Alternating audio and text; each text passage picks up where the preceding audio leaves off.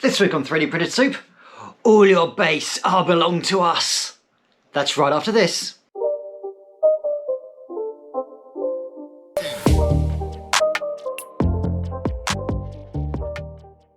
Hello fellow makers and welcome back to 3D Printed Soup.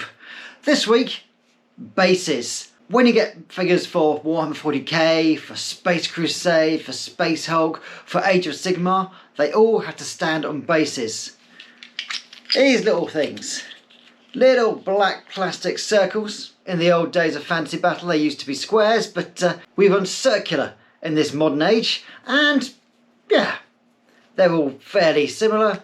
The one thing they all have in common, they come into the world naked, afraid, and it's our job to clothe them in moss, in sand, in pieces of sprue carved into interesting designs. But with 3D printing, you can go one step further and actually create these yourself. And instead of having to basically put the stuff on there, you can use CAD and you can actually design all kinds of wonderful ruins and things you could never really do unless you're extremely talented, and there are some extremely talented people out there who do this.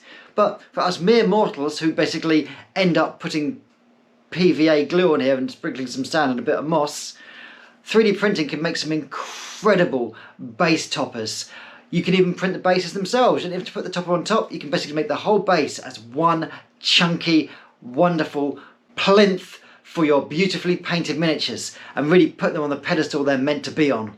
So I thought, you know what? Let's have a dig around, and I found a Kickstarter where you could get thousands of these things with World War II ruins on them, with ancient temples, with wonderful jungles, or with cyberpunk metal floors and sheeting and rivets and bits of conduit and pipe, and they look absolutely fantastic.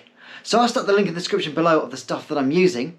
I spent about 30-40 quid and I got their starter package, and I'm going to have a quick look and see what you can do with a fairly basic set of 3D printed tiles with incredible designs on the top. So before we jump into this, however, thanks so much to everyone who's liked and subscribed. We're almost up to 470 subscribers, so we're just almost touching. You can almost smell 500. Hang on, take a second. 500. Smells like victory. So yeah, if you haven't liked and subscribed, give it a like. Drag your cursor down over the subscribe button. You see the one? It's red. It says subscribe on it. Perfect. Give that a click. Welcome to our 3D printed family. Me and my family love you. So, thanks so much for liking and subscribing. Thanks for watching. Let's get on and print ourselves some beautiful round topped bases. Let's give this a try.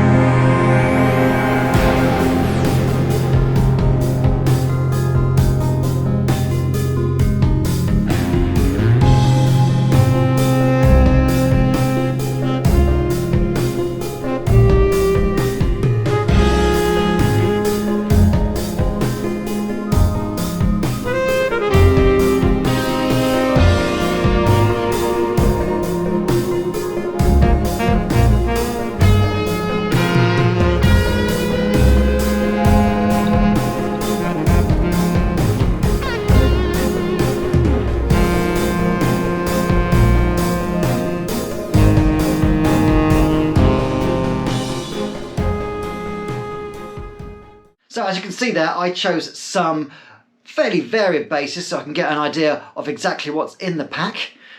Let's start off with the small ones. The itty bitty 24mm ones. I mean, these things are tiny, but they have so much detail. I love the cracks in these wonderful sort of flagstones, the bits and pieces on there, the detritus, the spent shell casings. I mean, these, you stick some Imperial Guard on there, and yeah, they look absolutely great. I mean, these are for the smaller figures. Also, you notice, these aren't the full bases, these are base toppers. So you already have a load of bases you want to use. You can just print out the toppers, and you just glue these on the top like so, and they make them into these wonderfully designed things, but you're still using the bases that came with the miniatures, you're just decorating them with a nice, easy to use topper. I mean, some people use green stuff and make their own, but quite frankly, when you've got designs like this, I'm very happy using these. Next up are the 32s, and I went for the Xenos ones. These are probably best suited for a certain robotic skeletal race who shall remain nameless. With a bit of dry brushing and some really nice contrast paints on there, you get these beautiful luminous crystals, and this is a full print. The whole thing is actually a 3D print. It isn't a base topper. This is the whole base itself, and the top is one thing. So you see it actually makes it quite a lot thinner, and yeah, saves you money on buying bases if you want to.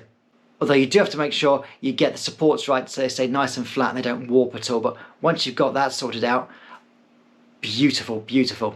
Also did some sort of Necromunda, sort of cyberpunk style ones. This one has got sort of pipe conduits and rivets and pieces of that sort of non-slip metal you see in sort of most sci-fi flooring. And some sort of brass piping there as well. And yeah, that turned out beautifully. And as a sort of juxtaposition to that, we've got some stone. This is a lovely base topper here I've done of the design we saw earlier, just bigger so you can make out the details much more clearly. So spent cartridges and bits of flagstone and bits of detritus and rubble. I love that word, detritus. Yeah, crushed rock. Looks absolutely fantastic and just sits nicely on a 32mm base. And then we've got the big boys. And yeah, this one I'm especially proud of. This is sort of lava for your demons of Khorne, or for your volcanic planets for your Chaos Space Marines to stand on. And yeah, it's chunky. The lava, the magma underneath it looks great, and the cooling lava on top looks beautiful with big obsidian chunks with the heat below them. I used two different contrast paints here and let them sort of just mix freely as I painted them on to get that nice sort of liquid effect, and I'm very happy with that. Looks very sort of hot and very crusty. And finally I tried a jungle temple. Everyone likes a jungle temple, and yeah, this came out beautifully.